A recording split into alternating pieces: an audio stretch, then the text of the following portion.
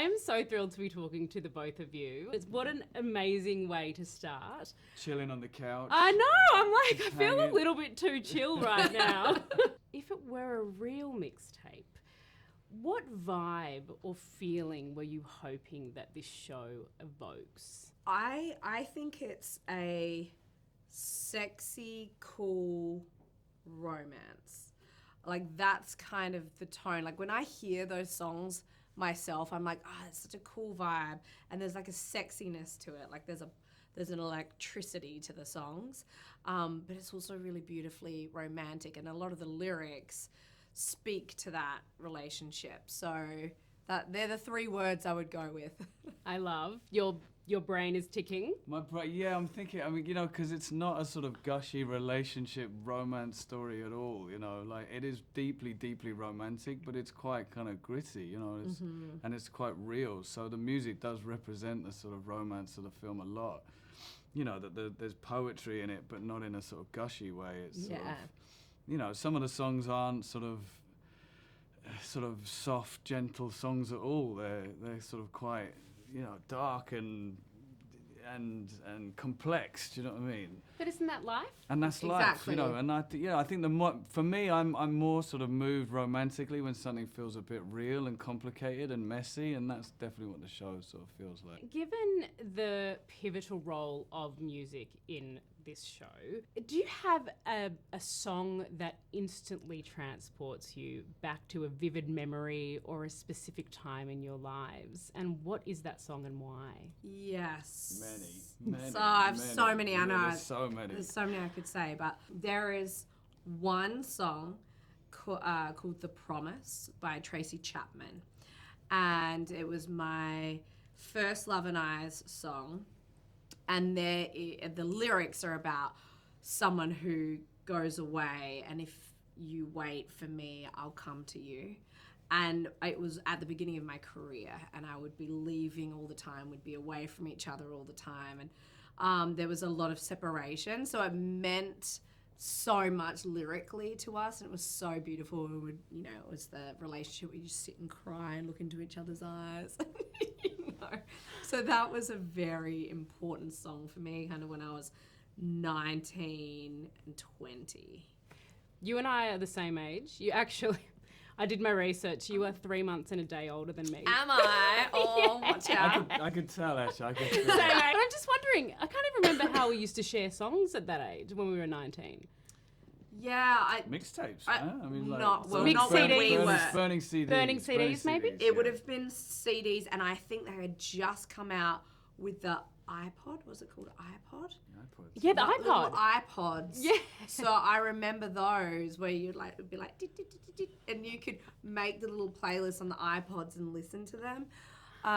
But definitely I remember at that time having a Discman. I finally got to move on. I used to have the $10 cash converters Discman, which would skip all the time, Yeah, and then you could get the one with the skip. When you moved, anytime you moved, you'd be like, I I was big into skateboarding when I was younger, and the Discman was a big problem for us, man. It was just where did you put it? Too big in your pocket. Oh, and in it your would big just jump all the time. Yeah. Cargo Oh, pants. gosh. Gotcha. Yes, cargos. Love to be a cargo. And what about you, Jim? What was the question? I have no idea. We're talking about Discmans. No. What was a song that has transported you back? There was just so many, but there was one particular album growing up in the UK, which was a band called the Stone Roses. I don't know if they sort of they're not that well known outside of the UK, but there was this one record by a band called the Stone Roses. They're in the show, actually. In fact, the opening song of the whole show is a Stone Roses song. Did you make that happen? Yeah, is that your... I thought you made that happen. Stone Roses, and if you look out, you can see imprint on this show. There's an Easter egg. It's just that record that if I put it on from time to time, I just go straight back to that 17, 18-year-old.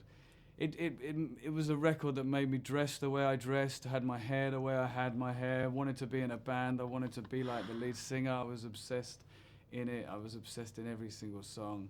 when I hear the opening bass line of that whole record, I just go straight back to that. That's incredible. Actually, well, my favourite band was the Spice Girls, so... It was mine too. S like Club back in the 7, day. 5, Oh, Backstreet Bad Boys. and the Powder Rock You, blowing your mind. Yeah, I used to love that too. 5, what you went for? If you want 3, 2, 2, 1, let's do it. Yeah. Oh my God.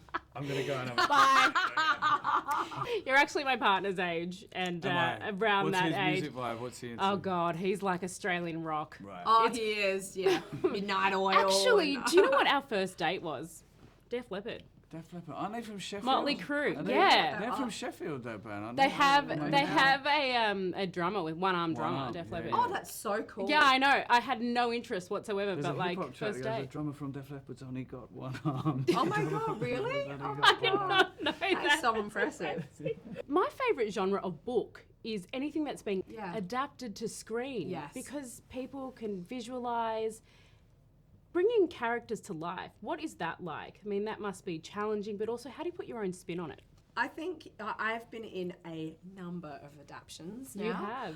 And what you really have to do, I think, as audience member and as person playing character, is let go of the book and really focus on the screenplay, because you're always going to have to take liberties with the story, and you're trying to fit this narrative into, 4 hours of TV.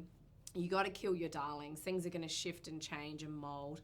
And so I often just use the book on the side as a bit of a Bible. I can go in there and find some like the inner workings of my character's mind. But I actually try not to get swayed by the book in any way. I just really focus on the screenplay. No, I agree. That's a healthy way to do it, because you can get too bogged down and too intimidated too. But I did quite a famous book, the One Day film that I was Yes. in. And weirdly, I was sort of reading the book and then got cast in the film as I was reading the book. And then I was like, now this book's ruined for me, man. Now I'm that guy. Well, you that know book what I is mean? ruining for anybody, let's be honest. I was like, I had my own version of him, and he didn't look like me. Do you know what I mean? And I was like, I That's guess so now funny. I'm, guess now I'm the him. guy, yeah. Before I go, because I'm being told to wrap, I would be so devastated. My sister would be devastated if, Jim, I didn't tell you what my favourite movie from Okay, go on. Across the Universe. Okay. Oh, yes. My best. absolute Right, favourite. wicked. Beatles is like one of my most favourite. Were you a big Beatles fan before you saw the huge. film? Yeah. And great. so I just wanted to say Across the Universe was one Legend. of the scene that I remember the most, and I was listening to music on the way here in the car, Yeah. was you sliding down the bowling alley. That was too much fun, yeah. And the director we weren't meant to be doing that. She literally filmed us, and they waxed the floors, and they made it so that we were all trying to slide. Really made it impossible to stay upright. My life has now been made, No. and thank you so And that much was for nearly- chatting with that's me. coming up 20 years, that I movie. know, it's Makes me crazy.